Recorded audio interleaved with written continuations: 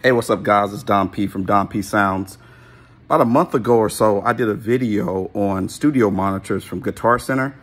And I had a situation where I needed to replace my monitors because I needed more low end in this particular production spot that I'm using to record a lot of my videos right now. So I went and looked at some monitors, and I wanted to give the Kali Audio LP-6s an opportunity. So I bought a pair and I am unboxing them now. So what I'm going to do is do a couple of different videos. I'm gonna show you how I'm setting them up right now, and then later I'm going to do a more in-depth review of what my thoughts are on them. So check it out. Here is the box that the speaker actually comes in. So you can see a pretty straightforward box, black and white. You know, they've done a good job in terms of protecting it. I've opened up the first speaker and it was protected well with a nice cushion. I'll show you here. So if you can see this here, it's slated well and it's pretty, the styrofoam is pretty thick.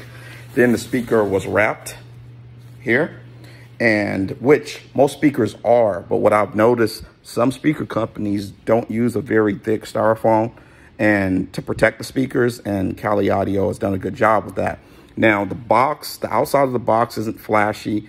It's not like the Adams or the KRKs where it's like a lacquer finish on the box. But really, do we care about the box? We care about how these things sound. So give me 1 second. I'm going to pull this one out of the box for you. I've already set up the other one, as you can see here.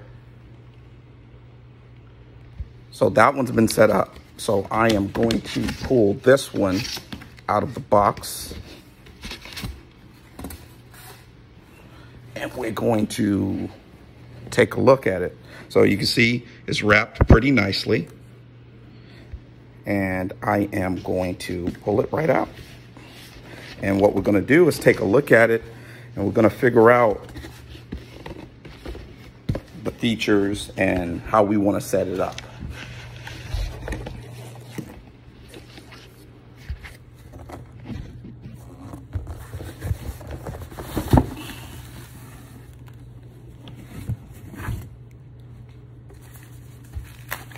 So wrapped well, comes with your standard power cable, but I'm just going to use the power cables from my old speakers since they're already set up there. No reason to use those. So I'm going to show you the back of this speaker, and I found a couple of things on here that are pretty interesting, and I'm going to push it in a little bit so you can see. So along here, this is how you control the high frequency trim and the low frequency trim. And why is that important? If you're in a bigger space and your room might not be as paneled as most studios are, you'll need to cut the low end because it's going to sound very boomy. So what I did here is number 4, and you may or may not be able to see this really good, but on number 4, I cut at 20 hertz. So to dip it and cut it, you actually notch number 4 up. So you just move this little notch here with your finger and it goes up. And you make sure everything else stays down. Now, let's say if you had too much high end and it sounded really harsh on the high end, you can also cut the high end with the high end filter. You can cut it by 2 dBs, or you can boost it by 2 dBs. The same thing with the low trim.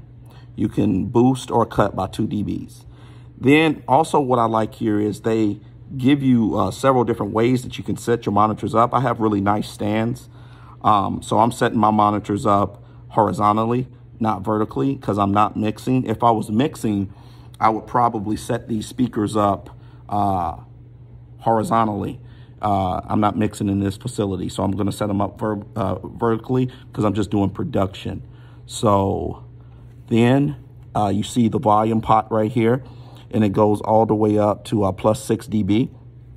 It has XLR input, and then you have TRS as well as RCA, which is really good. So it has 3 separate connections, which is really good.